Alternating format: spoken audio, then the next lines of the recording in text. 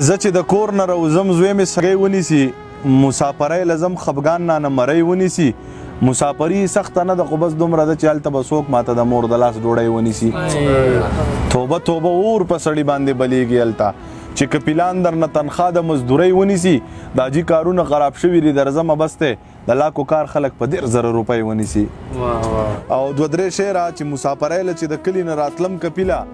د شپې په 3 بجې د کور نه راوتم کپیله ماشوم بچی مې په ودو باندې ښکل کړی والله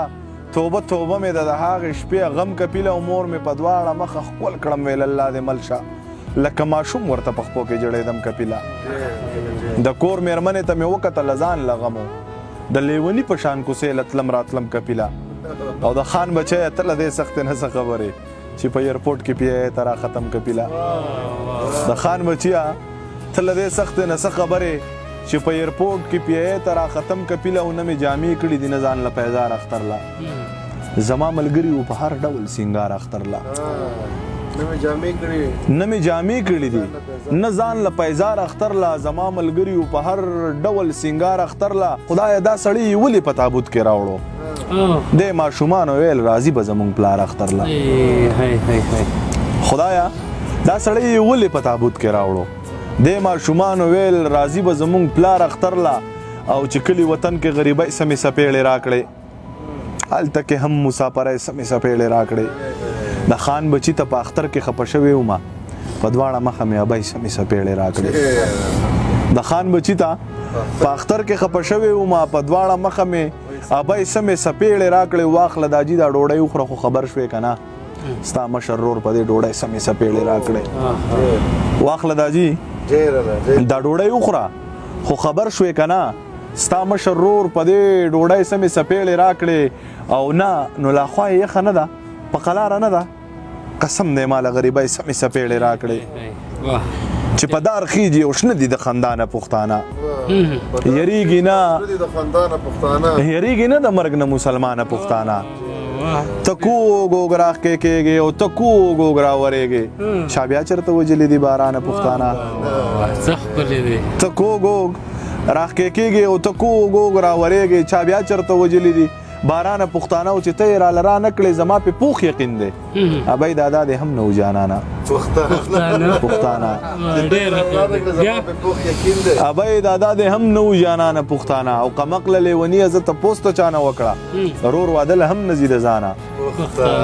پښتانه چې واده د سوات نه وکړه کور په پېښور کې واخله بیا مزدوري کوه سم ور په پېښور کې واخله د بچو مور مې راته سیات کړي در به وړمه زه ستا چې سخت وخت وي جمهور په پېښور کې واخله د کاپر لور که دا بنګړي دې نه و خوښ ټیک ته که نه د کاپر لور ټیک ته که نه پیسې به زه درکمه نور په پېښور کې واخله یو مسافر زی هر ارمان په پېښور کې پرېږدي ټول د کور خلک په خفګان په پېښور کې پرېږدي که نهر نه وي ستا د ګاډي شیشې نه پاکوي څوک مزدورۍ له ماشومان په پېښور کې پرېږدي ستا د ګاډي شیشې نه پاکوي څوک مزدورۍ له ماشومان په پېښور کې پرېږدي او ضمیر دې وچ په وچه وبخي خدای ملګرو چې ښکلي وویني ایمان په پېښور کې پرېږدي ضمیر دې وچ په وچه وبخي خدای ملګرو چې ښکلي وویني ایمان په پېښور کې پرېږدي چې شوګیرې منم په یادونو خو دې حد کړی دی پر هرونو خو دې حد کړی دی او د کاپر لور زه دې په یو دوه کې حیران پاتې کړم د کاپر لور په تصویرونو خو دې حد کړی دی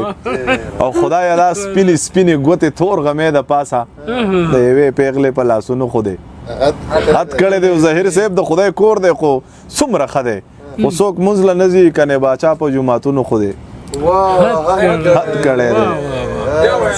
د خدای کور دی څومره ښه دی خو څوک مونځ له نه ځي کنې باچا په جوماتونو خو دې حد کړی دی او د جانان غمه لیونیه ټول د شاته پرېښول په دې وړو وړو غمونو خو دې حد کړی دی او نن یې په خپله راته وویل چې وا ضمیره څه لیونې په شعرونو خو دې حد کړی